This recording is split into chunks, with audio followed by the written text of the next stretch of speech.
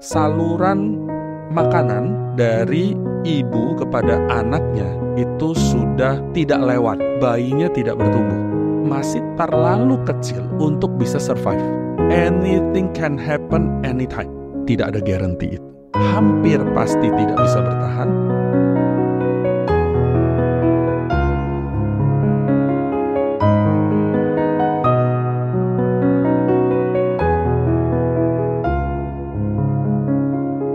Oh, Alfred. Luar biasa kok. Iya. Aku sebenarnya cukup relate sih, karena tadi pas Koko bilang kayak overthinking and all gitu ya. Kayak aku juga sadar secara knowledge kita tahu Yes. kalau Tuhan tuh mimpin kita. Even through suffering, even through in the goodness atau apapun itu Tuhan pasti mimpin kita. Yes. Tapi jalannya susah kok. Yes. Exactly. Susah banget kan kok. Ini membawa saya masuk kepada kisah yang kedua. Waduh, ada. Jadi kisah yang kedua. Okay, Kalau tadi adalah kita berbicara bagaimana menghadapi kematian, begitu. Iya. Hal kedua ini adalah terkait dengan kelahiran anak saya yang kedua. Gitu ya. Okay. Jadi kita juga mengalami sebuah perjalanan rohani sebenarnya di dalam kelahirannya ini. Jadi anak saya yang kedua ini lahir setelah 11 tahun kami berumah tangga. Gitu. Ya, dan sebuah hal yang kami tidak sangka sebenarnya bisa ada gitu ya. Tetapi Tuhan berikan itu. Kami melihat itu, keluarga kami melihat itu sebagai sebuah mukjizat gitu ya. Tetapi lebih dalam lagi, mukjizat itu tidak berhenti hanya kepada kelahirannya saja, tetapi juga di dalam prosesnya. Jadi prosesnya simpelnya begini. Anak ini berada di dalam kandungan selama 6-7 bulan pertama, begitu ya. Itu semuanya terlihat seolah sangat mulus, begitu ya. Sampai akhirnya kami kontrol di hampir bulan yang ke-7 sebenarnya. Gitu ya. Berarti nggak tiap bulan kontrol Pak maksudnya? Ya kan tiap bulan kontrol satu kali. Iya. Gitu ya. Jadi waktu itu kami berada di minggu ke-28 dari bulan 7 kehamilan. Gitu ya. Jadi minggu ke-28. Jadi kami datang ke dokter pada hari itu, kemudian dokter mendadak katakan bahwa wah, ini tidak baik kondisinya. Itu mendadak kok. Kaget nih kitanya, gitu ya. Jadi awalnya semua baik, tiba-tiba di bulan ke-7 tiba-tiba ada sesuatu yang tidak baik. Tidak baiknya seperti apa? Bayinya tidak bertumbuh. Dalam artian ukuran berat badannya tidak bertambah, begitu ya, dan perut pun tidak membesar, begitu. Pada saat itu, sehingga dokter sudah curiga dan kemudian mulai mengecek, gitu ya. Diketemukan adalah saluran makanan dari ibu kepada anaknya itu sudah tidak lewat alirannya, gitu. Alirannya artinya ada yang terhambat, gitu. Oke. Lalu kemudian dokter mengatakan bahwa wah, ini di dalam kondisi yang nggak baik. Lalu kita tanya, dok, lalu harus bagaimana? Dia katakan bahwa ini sesuatu pilihan yang sangat sulit, karena kalau dibiarkan di dalam, anak kamu ini sudah tidak makan kira-kira 2 minggu. Jadi kira-kira pertumbuhan dia sudah stuck di 26 minggu. Tetapi sekarang sudah jalan 28 minggu. Tapi dia tidak sebesar 28 minggu. This is the problem. Iya. Sisi yang lain adalah, dia katakan, anak kamu ini kalau dicek, itu berat badannya hanya 800 sekian gram. To which dia bilang, kans untuk seorang anak bisa survive dikeluarkan dalam kondisi seperti ini adalah minimal 1 kilogram atau 1000 gram. Ini bahkan kamu di bawah. Lalu bagaimana nih? Tidak dikeluarkan, hampir pasti tidak bisa bertahan. Dikeluarkan pun masih terlalu kecil untuk bisa survive. Jadi ini berada di dalam sebuah kegentingan, begitu ya. Gue di posisi Koko, gue pusing. Iya kan, dua pilihan yang sangat-sangat mudah kan ya. Ini sesuatu yang sangat-sangat sulit, sehingga hari itu kami memutuskan, dok, lalu kami punya waktu berapa lama? Dia katakan, saya harus katakan anything can happen anytime. Saya tidak bisa garansi apapun. Tetapi saya berikan kalian waktu 3 hari selambat-lambatnya.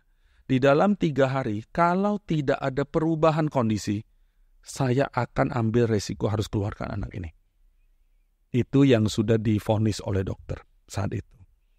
Hari itu kami cepat cari second opinion dan kami diskusi dengan keluarga dan akhirnya kami putuskan, oke, kalau toh 3 hari lagi harus dikeluarkan, kenapa nggak besok aja? Begitu. Ya dong, lebih cepat akan lebih baik buat anaknya. Kans akan lebih besar, walaupun tidak besar-besar sekali, tapi minimal lebih besar dibandingkan kalau kita tetap biarkan dia berada di dalam. Minimal nggak kelaparan 3 hari lagi kan? Betul, Iya, cepat dia bisa keluar, begitu ya. Oke, lantas kemudian kita putuskan seperti itu. Hari itu, setelah kami mencari second opinion dan kami mendapatkan jawaban yang sama, gitu ya. Di mobil perjalanan kami kembali ke rumah sakit itu untuk kami bersalin, begitu ya. Saya merasakan bahwa ini sebuah kehamilan yang sebenarnya sudah sangat sulit, sesuatu yang sudah sangat ditunggu, tetapi akhirnya di bulan ke-7 seolah hampir-hampir seolah Tuhan mencabut hal ini dari kehidupan keluarga kami. Itu tidak bisa dipungkiri, satu sisi sambil kami beriman, tetapi di satu sisi yang lain kami sambil sedih untuk bisa menjalani hal itu. Dan di mobil gitu ya, ketika saya nyetir, istri berada di samping saya, begitu ya, kami terdiam hening di dalam mobil.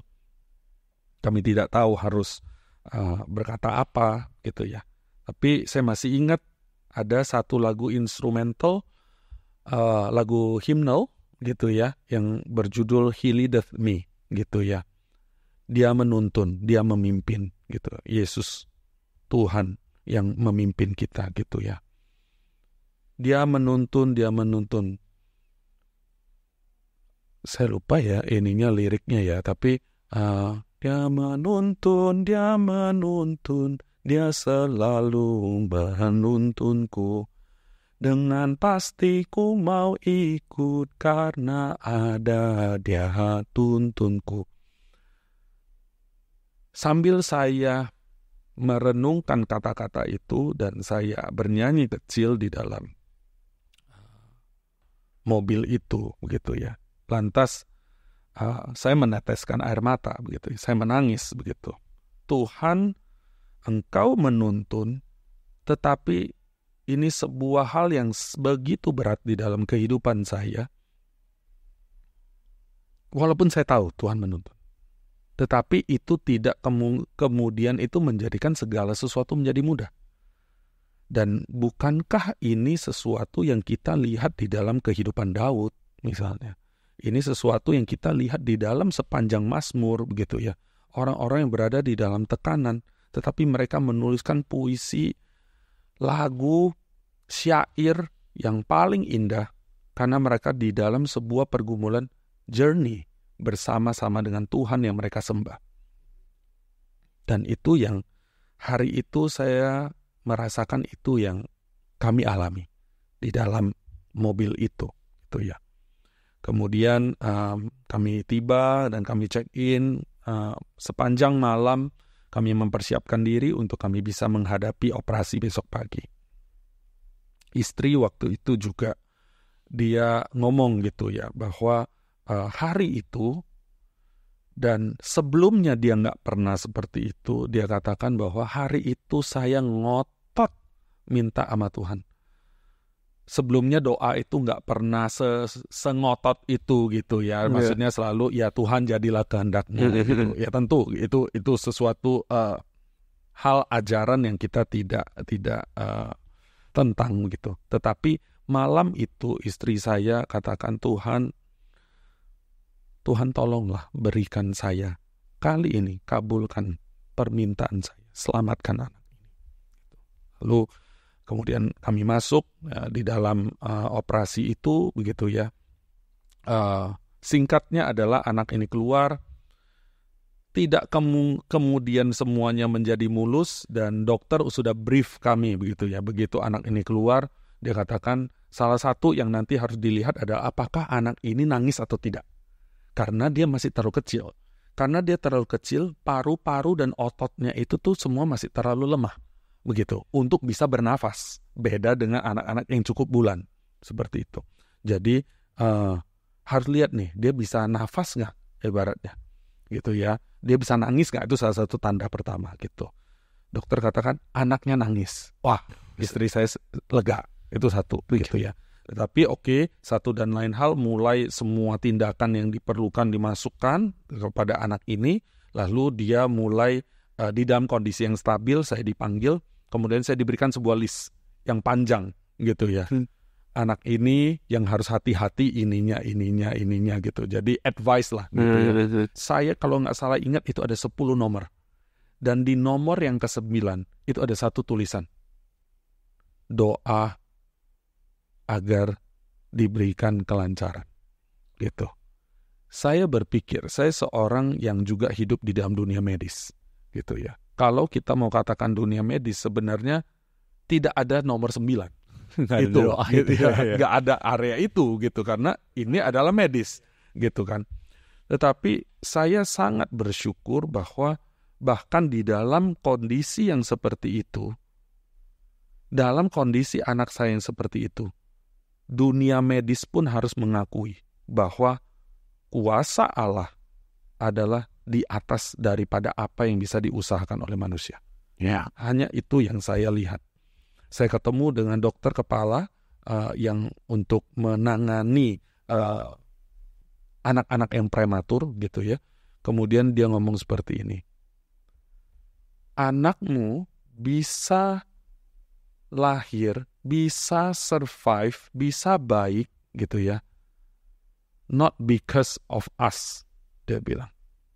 Tapi anakmu adalah because the will of God. Dia katakan seperti itu. Jadi itu juga sangat menguatkan kami, begitu ya, bahwa kami berada di tangan yang tepat, bukan di dalam tangan dokter, tetapi adalah berada di dalam tangan Allah yang besar, gitu ya. Sehingga di sana perlahan anak ini harus berada di dalam rumah sakit selama 63 hari, gitu ya, sampai akhirnya dia bisa pulang.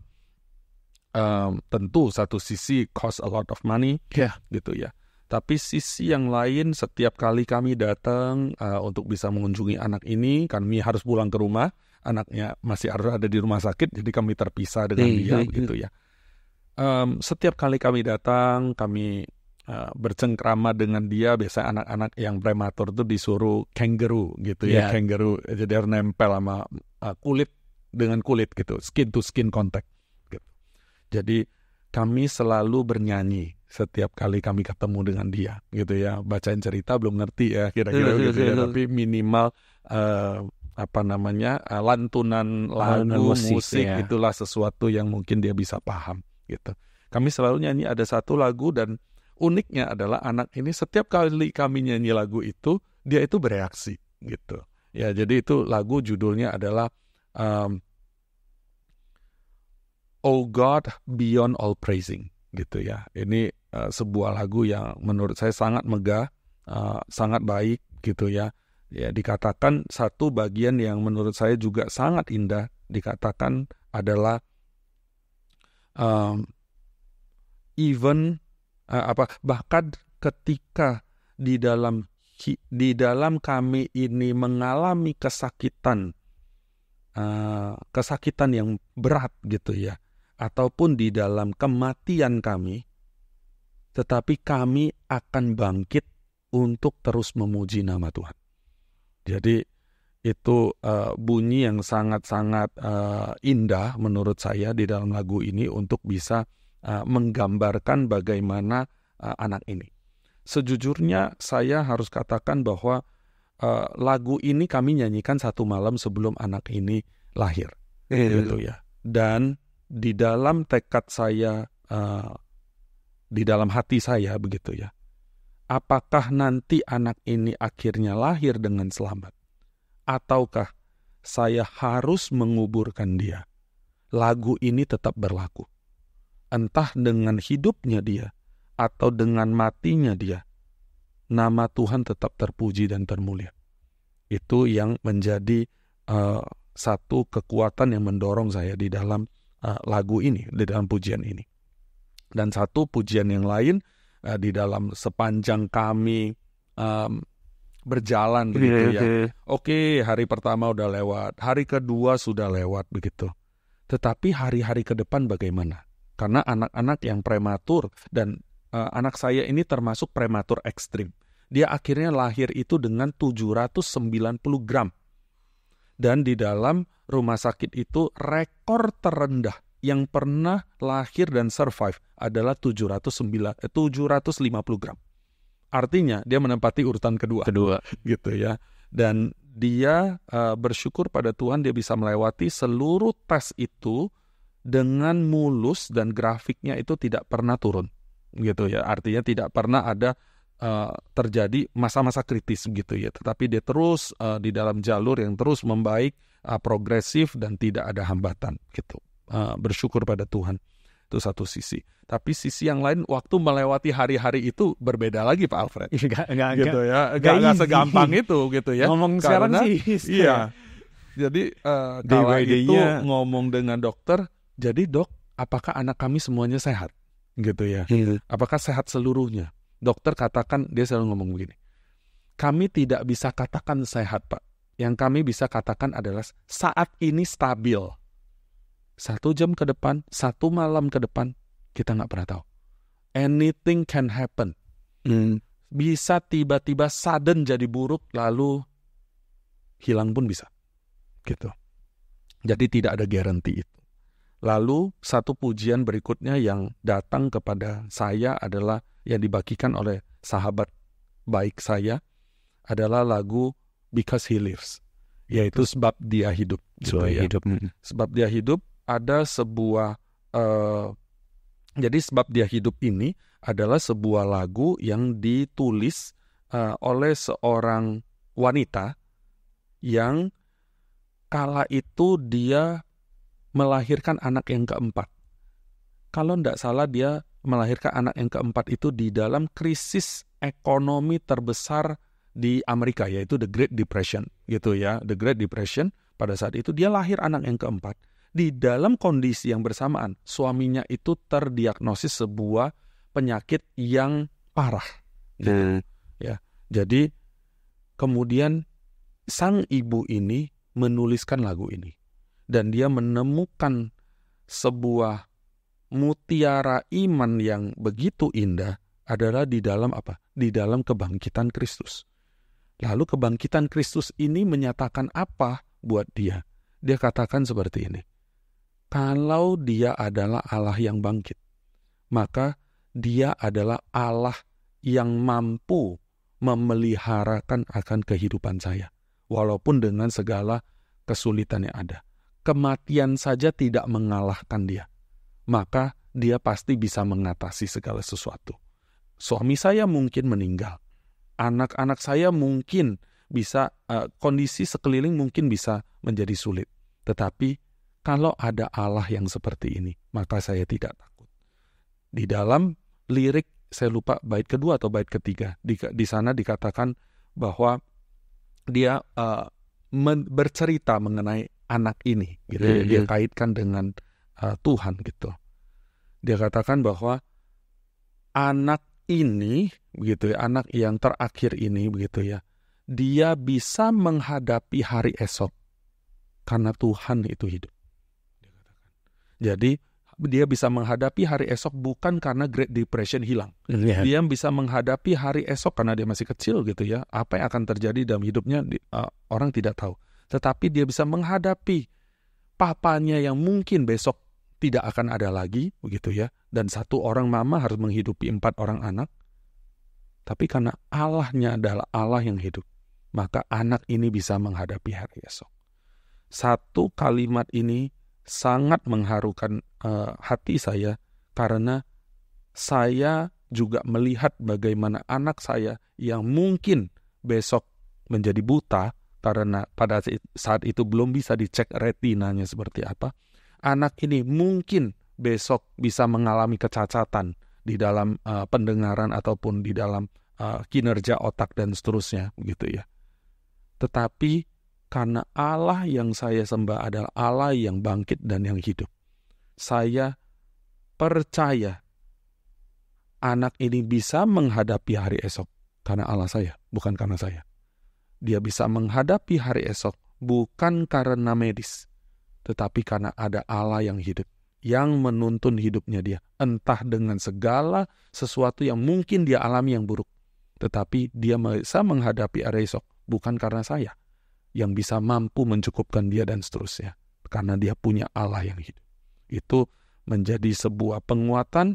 Saya melihat bagaimana ada lagu-lagu yang digubah gitu ya sepanjang saya menjadi seorang anggota paduan suara. Saya sangat-sangat bersyukur mendapatkan banyak sekali berkat melalui lagu-lagu paduan suara gitu ya, yang ditulis dengan baik, ditulis dengan aransemen yang indah.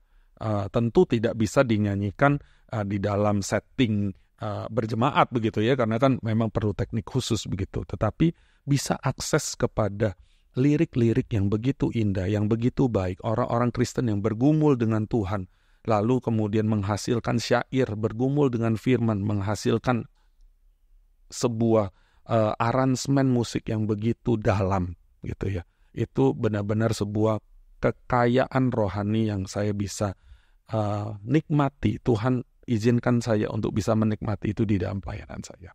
Jadi balik ke topik yang pertama, Bro Alfred gitu ya, bagaimana menyeimbangkan di dalam semua hal itu. Saya selalu melihat kesempatan untuk bisa melayani di dalam paduan suara sekalipun begitu ya, itu menjadi sebuah kesempatan yang indah sebenarnya. Kita belajar bagaimana melihat bagaimana Tuhan bekerja melalui kehidupan orang lain yang bisa kemudian menuliskan lagu yang lirik yang begitu indah.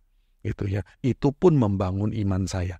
Itu pun mempengaruhi teologianya saya gitu di hadapan Tuhan. Jadi kembali lagi di dalam pelayanan, di dalam keluarga, tentu pasti ada tantangan. Pasti. Bro Alfred gitu ya. Kita bicara soal waktu, soal ketersediaan ini dan itu gitu ya. Itu pasti ngaruh. Apalagi kita udah bicara lagi soal pekerjaan. Tetapi justru saya juga melihat di dalam pekerjaan itu, hal di dalam musik misalnya, kita melihat musik itu nggak selalu ada bunyinya, tetapi ada bunyi yang kadang ditarik agak panjang. Satu nada tapi ditarik agak panjang. Ada bunyi yang kadang harus cepat, begitu ya. Bunyinya banyak dan harus bergeraknya cepat. Tetapi juga kadang ada yang berhenti. Stop, nol gitu ya, atau rest gitu. Artinya ya tidak ada suara di sana. Begitu.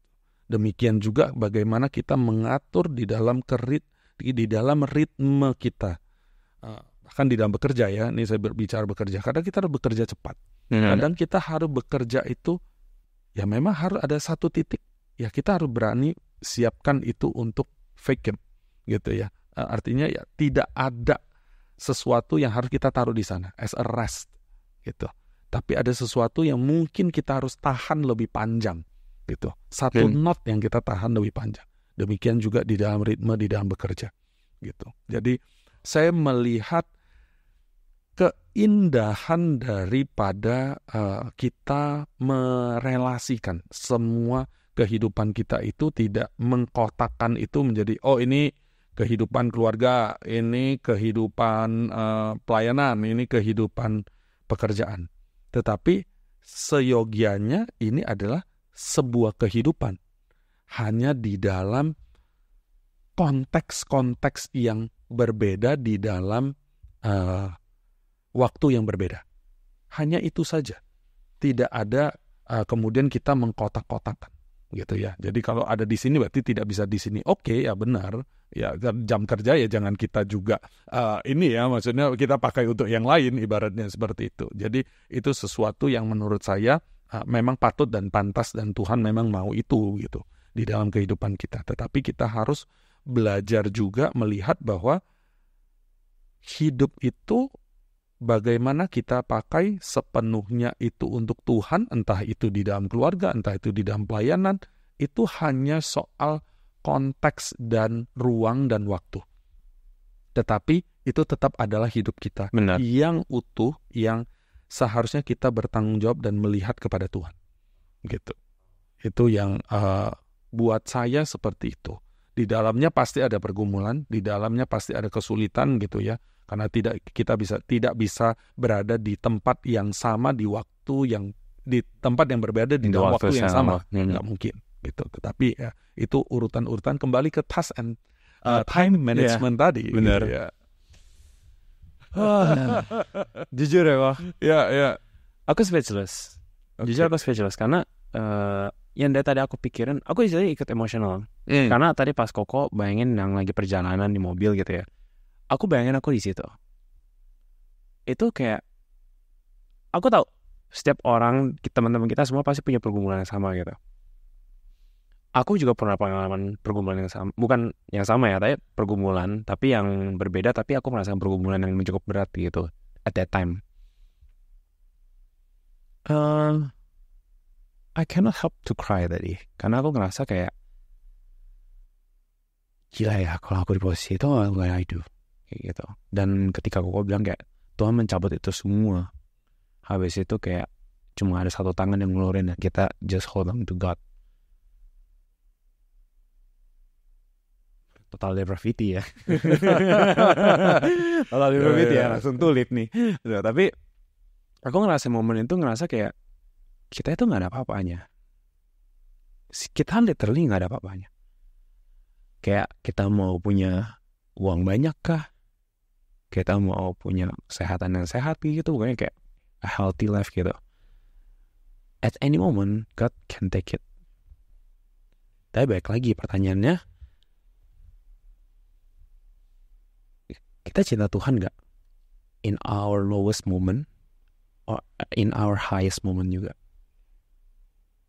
Itu bikin aku mikir gitu. Jadi selama aku dengerin Koko ya, aku dapat satu poin yang aku gak tahu ya Koko ngerasainnya atau enggak, tapi benar-benar kebergantungan Koko sama Tuhan. Dan Koko merasakan itu dari musik. Kalau nggak salah aku juga ada, aku do research dan aku udah kayak dengar satu khotbah juga, kalau nggak salah ada satu lagu namanya kayak It Is Well ya. It Is Well itu juga story almost like that kan. Kayak dia bisnisnya hancur, habis itu anak istrinya pergi, tapi pas perjalanan karam, habis itu dia balik lewatan dan dia kayak, aku di momen itu aku juga ngerasa kayak gila, anak-anak gue empatnya mati coy, kayak gitu. Habis itu kayak di situ aku mikir lagi kayak, can I go through that? Satu sisi aku belum nikah, dan satu sisi aku juga mengalami pergumulan hidup yang lumayan juga, not easy life, ya. Sampai sekarang aku masih bergumul sama Tuhan, kayak Tuhan pimpin aku, Tuhan jaga aku. Ketika aku dalam struggle, nantilah kapan-kapan terjunnya aku ceritain ya. Cuma atau nanti giliran saya jadi hostnya begitu ya. Nanti tukeran gitu ya kok ya. Cuma yes. momen itu aku bersama Tuhan dan pas jalannya tuh not easy, sangat nggak easy. Tapi aku nggak tahu masa depan kayak gimana. Kayak aku dengerin Koko gitu kan, kayak kebayang kan kok. Mungkin 20 tahun yang lalu Koko nggak kebayang kayak bakal ada kejadian seperti itu. Pas papa Koko juga nggak bakal kepikiran seperti itu. Habis itu mikirin the future, apalagi kita tim overthinker ya. Ya betul. Ya, tim overthinker nih. Ya. Kebanyakan cowok overthinker sebenarnya. Cuma karena nggak tahu aja, kita diam. Karena harus tahu cowok-cowok itu sering memikirkan masa depan dan keluarga. Bener gak Filemon? Iya. Kayak aneh kan kalau gue di momen itu ya, kayak what would I do gitu. Kan kebanyakan orang responnya apa? Sink or swim. Iya kan, kadang-kadang kayak mikirnya kayak survival langsung, kayak pas papa Koko nggak ada gitu kan ya, kayak langsung mikir survival, gimana biayain keluarga, gimana kayak gini gitu. Sangat kecil kita mikir Tuhan. Di poin ini boleh nggak saya masuk sedikit? Koko ada ceritanya ya? Boleh ya. Boleh bang. Boleh ya. Oke. Jadi di poin ini adalah tadi nyambung dengan apa yang pergumulan daripada Bro Fred. Iya. Bro Alfred ya. Jadi saya jadi teringat satu kisah adalah waktu itu Papa waktu meninggal, saya belum menikah. Kau belum menikah? Ya belum menikah. Belum menikah. Kemudian tapi saya udah pacaran pada saat itu. Jadi istri saya yang sekarang itu pacar saya pada saat itu ya. Dia bisa melihat pergumulan daripada keluarga kami. Ya. Gitu ya. Dengan kondisi Papa yang sakit, Papa dirawat, finansial harus terimbas begitu ya. Saya harus memulai sebuah karir saya sendiri begitu ya di dunia kedokteran gigi di kota yang baru, maksudnya kota yang baru dalam artian bukan kampung halaman ibaratnya begitu ya. Di kota metropolitan, ibu kota yang katanya lebih kompetitif, lebih cepat, lebih mengerikan daripada ibu tiri, ibaratnya begitu ya. Kemudian saya harus merintis itu semua sendiri, gitu ya. Dan Tuhan memimpin saya melalui itu, gitu ya. Sampai hari ini saya bersyukur, saya tidak pernah kekurangan sesuatu apapun, begitu ya. Tuhan memimpin saya melewati itu. Tapi ternyata ada seorang saksi yang berada di samping saya, yaitu istri saya yang sekarang, gitu ya. Istri saya cuma satu ya, bukan yang sekarang. Tapi maksudnya adalah sekarang dia sudah menjadi istri saya, begitu ya. Dia ngomong seperti ini, melalui kehidupan keluarga kamu, saya bisa melihat, ini literally adalah kalimatnya dia ya. Melalui kehidupan keluarga kamu, saya bisa melihat pemeliharaan Tuhan atas hamba-hambanya yang setia kepada dia. Itu literally adalah kalimatnya dia. Karena istri berasal dari keluarga yang lebih mampu, ibaratnya seperti itu ya. Jadi dia tercukupi lah secara ini. Tetapi dia juga bisa melihat kejadian demi kejadian yang sangat mencengangkan. Kok bisa ya Tuhan pelihara keluarga kamu itu dengan cara yang seperti itu? Yang tidak pernah terpikir, yang saya tadi cerita gitu ya. Bagaimana masa depan? Ada adik yang belum selesai kuliah. Saya baru mau mulai bekerja, bahkan waktu itu baru lulus. Kerja aja belum kelihatan gitu ya. Mama tidak bekerja, Papa lagi sakit dan butuh pengobatan. Lalu bagaimana hari depan? Ternyata ada seorang saksi berada di sana yang melihat semua ini, dan kami saat ini sudah melewati itu semua, dan dia katakan bahwa Allah itu luar biasa, ya gitu. Dan Tuhan itu sungguh di dalam janjinya memelihara orang-orang yang setia kepada Dia, gitu. Di dalam cara yang ajaib yang tidak pernah terpikir. Kalau mau diceritain, that's another journey, gitu ya. So that's another episode ya of the journey, gitu ya. Tapi ya kembalilah bahwa itu yang saya mau tambahkan, bahwa Bro Alfred, saya percaya kita bergantung kepada tangan yang tepat. Kita berada di dalam tangan yang tepat karena Dia adalah tangan Allah yang hidup. Dia tidak mati. Dia memelihara kita di dalam caranya Dia, bukan di dalam caranya kita. Dan saya selalu percaya itu sepanjang kehidupan saya melihat itu, menyadari itu, dan itu membangun iman kita untuk kita berani menghadapi hari esok yang juga masih belum jelas sebenarnya. Tetapi saya percaya Tuhan membangun iman kita melalui pengalaman yang masa lalu untuk kita kuat menghadapi hari esok yang belum tentu, gitu. Tetapi Allah yang sama memelihara hidup kita. Dia yang memegang tangan kita. So even kita in ill or even in our death, biarlah kita tetap rise up to bless and to praise His name. Jujur menguatkan sih kok.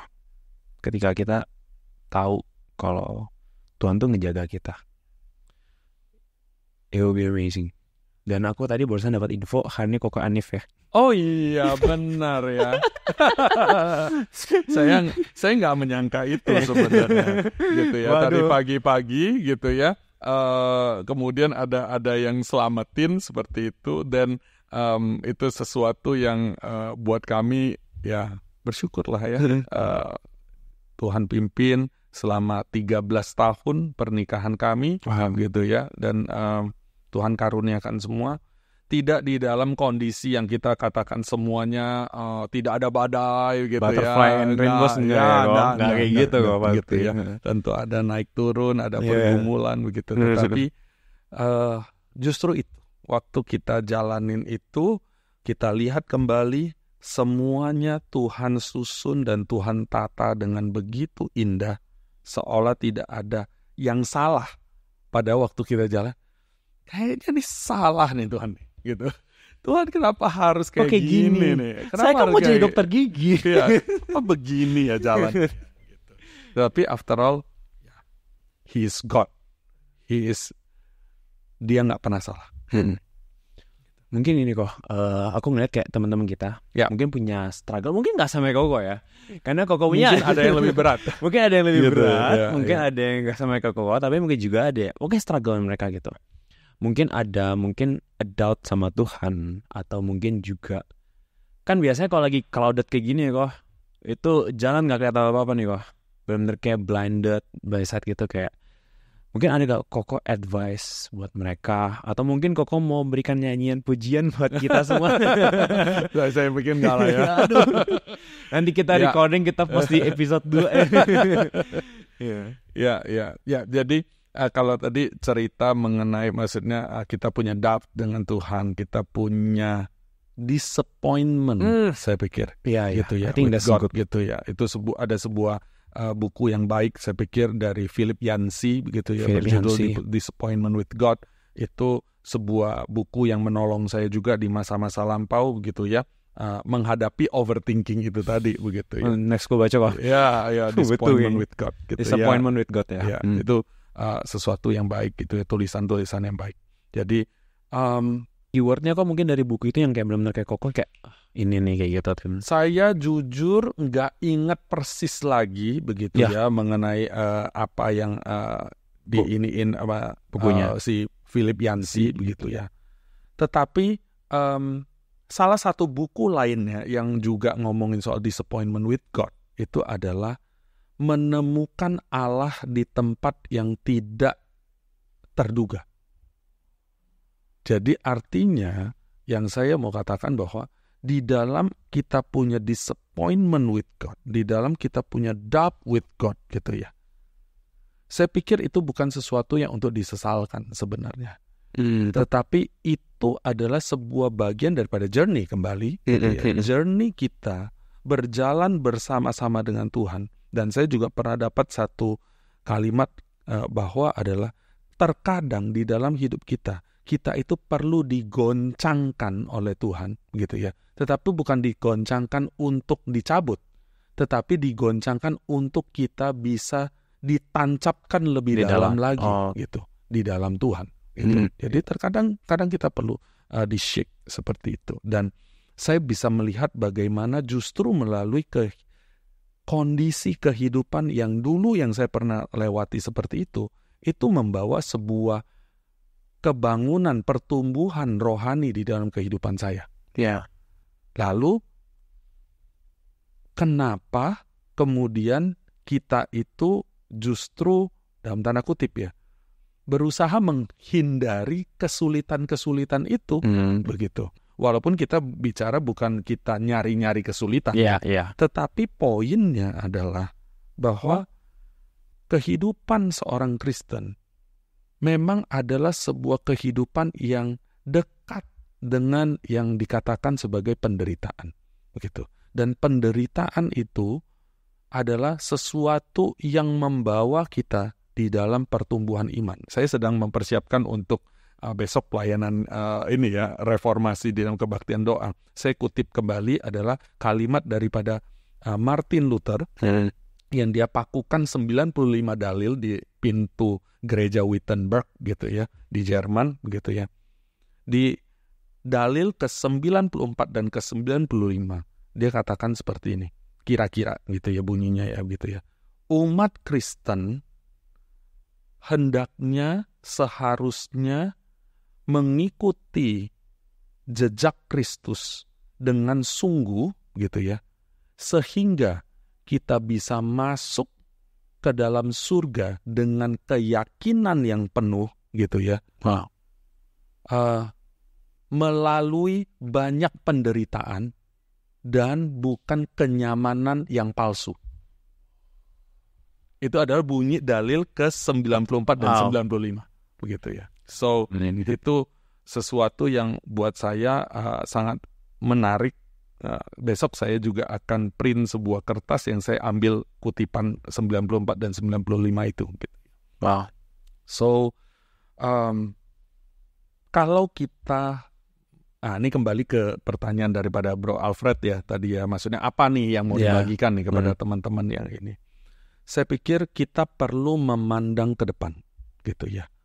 Pertama adalah seringkali ketika di dalam penderitaan itu yang kita lihat itu penderitaannya kita taruh di depan mata kita. Gitu. Sehingga kita nggak bisa lihat apapun lagi begitu ya. Tetapi ketika kita bisa melihat penderitaan ada di depan kita, tetapi kita juga bisa melihat titik ujung daripada seluruh perjalanan kita itu adalah kemenangan bersama dengan Kristus. Maka apa yang kita jalani hari ini seolah ya, walaupun berat, tetapi mata kita punya pengharapan, punya penghiburan bahwa suatu hari kelak kemenangan yang pasti itu sudah Tuhan jamin. Nah, ini juga yang muncul di dalam sebuah lagu gitu ya, yang besok juga akan dinyanyikan gitu ya, yaitu iman yang beri menang gitu ya. Jadi bagaimana dikatakan bahwa apa yang mengubah kehidupan kita, cara kita memandang kehidupan, salah satunya adalah eskatologi. Gitu. Begitu kita berhadapan dengan eskatologi, itu merubah apa yang menjadi sikap kita, gitu ya. Sering mungkin ada orang ngomong ya, kalau hidup kita divonis sisa 1 bulan lagi, apa yang akan kita lakukan? Itu ada eskatologis, gitu kan? Oke, itu eskatologi mungkin ya penjelasannya kayak kehidupan setelah kematian kali ya. Ini ya. Apa namanya di akhir zaman ya, orang selalu ngomongin seperti the end of time, the end of time, tapi ini the end of our time gitu ya, maksudnya di diri kita. Mungkin ada beberapa yang nggak kita tahu eskatologi gitu. Betul. Jadi the end of our time gitu ya. Jadi sesuatu pandangan yang melihat kepada akhir daripada sebuah perjalanan waktu ini gitu ya, itu akan menentukan bagaimana sikap kita hari ini. Gitu. Ini literally apa yang aku bahas sama Cici juga sih beberapa pas podcast yang terakhir. Karena kan aku ada bilang kayak aku dengar ada satu pendeta khotbah pas lagi kebaktian duka gitu. Dia bilang we can live ketika kita udah understand about that. I think ini relate banget dengan emosi itu. Betul. Bener banget. Jadi kembali lagi ketika kita menghadapi kesulitan macam apapun gitu ya, kita perlu melihat bahwa end game-nya itu tuh ada di mana. End game-nya itu kita bersama-sama dengan Tuhan. So it doesn't matter apa yang kita hadapi hari ini kalau kita sudah tahu end game-nya. Begitu. Dan kita tahu bahwa ini semua hanyalah sementara di hadapan Tuhan. Benar. Begitu ya. Tetapi yang nanti selama-lamanya kita sudah dijamin bersama-sama dengan Dia dan menikmati seluruh keindahan itu. Ini menjadi sesuatu yang kita lihat sebagai sesuatu yang tidak besar atau tidak sebesar yang kita lihat. Mungkin itu ya, gitu ya. Jadi keindahan apa yang ada di depan dibandingkan dengan penderitaan ini kan juga perkataannya Paulus ya begitu ya. Penderitaan zaman sekarang ini tidak bisa dibandingkan dengan kemuliaan yang akan kita dapatkan nanti, begitu. Sehingga apa yang dia alami di dalam penderitaannya Paulus gitu ya, dia anggap this is nothing, gitu. So saya pikir ini sebuah mindset yang kita tidak bisa langsung kita copy paste gitu ya di dalam kehidupan kita. Benar. Karena kita bagaimanapun adalah manusia begitu ya. Tetapi kita perlu belajar bahwa ini adalah sesuatu yang Tuhan mau untuk kita lihat di dalam kehidupan kita. Dan Tuhan mau sebagai orang-orang Kristen kita punya pemahaman ini jauh melampaui daripada penderitaan sementara yang kita hadapi di dalam kehidupan ini. Kita tidak lantas kemudian menihilkan penderitaan itu. Benar. Gitu. Tidak kemudian seolah-olah kita kayak orang stoik misalnya seperti itu ya kita. Karena emang sedikit stoik tadi. Iya, seolah ya. Seolah sedikit stoik betul. gitu. Aku nanti mau komen tuh kayak Tetapi kembali lagi adalah kita tidak menampik bahwa penderitaan yang di atas badan ini tuh real banget. Sakit itu real. Gitu. Kita tidak menampik itu. Tetapi kembali kalau tadi ditanya adalah bagaimana advice gitu ya. Saya pikir ini advice yang bukan dari saya gitu, tapi adalah ini yang firman Tuhan katakan gitu ya, bahwa kita perlu melihat di dalam satu sisi itu juga. Bagaimana melihat kepada the end of time gitu ya, kita melihat ada Kristus di sana. Dan bahkan Roh Kudus ada saat ini bersama-sama dengan kita, memberikan penghiburan, memberikan pengingatan akan apa yang dikatakan oleh Tuhan Yesus atau firman-Nya gitu kepada kita. Aku bisa sampein dikit kali ya kok ya. Untuk yang tadi aku bisa lihat kayak satu sisi have hope in Christ. Mungkin kalau dijadiin satu kata ya, have hope in Christ. Karena aku setuju banget ketika kita dalam satu masalah itu di depan mata kita. We see the problem, we focus on the problem, dan biasanya overthinker mikir di situ terus loh, muter terus. Binder dan dat. Dan tapi ketika kita udah see past it, apalagi kita udah walk past it dan kita lihat ke belakang, it's actually quite small dan ya at that time nggak small, tapi betul karena di depan mata. Tapi kita lihat fokus kita ke Tuhan dan Tuhan di depan mata kita, the problem is quite small. Dan itu have hope in Christ. Udah biasa banget kok. Aku juga ada satu baca buku, aku belum baca full sih. Itu ngomongin tentang faith and doubt. Tadi kalau Koko bilang kayak doubtnya itu buat ditancapkan lebih dalam, dia pakai analogi untuk naik gunung. Jadi struggle pas lagi nanggi gunungnya itu ya, dia tuh kayak mesti stop atau bahkan harus turun dulu buat naik lagi lebih tinggi lagi. Faith-nya itu lebih tinggi lagi dan doubt-nya itu jadi trigger gitu. Dan aku ngerasa yes, as a Christian we need to have those problem, those doubt moment, dan ada momen kalau kita benar-benar berserah sama Tuhan, kita choose Tuhan, will come higher, we gonna dig deeper sama dia, kayak gitu.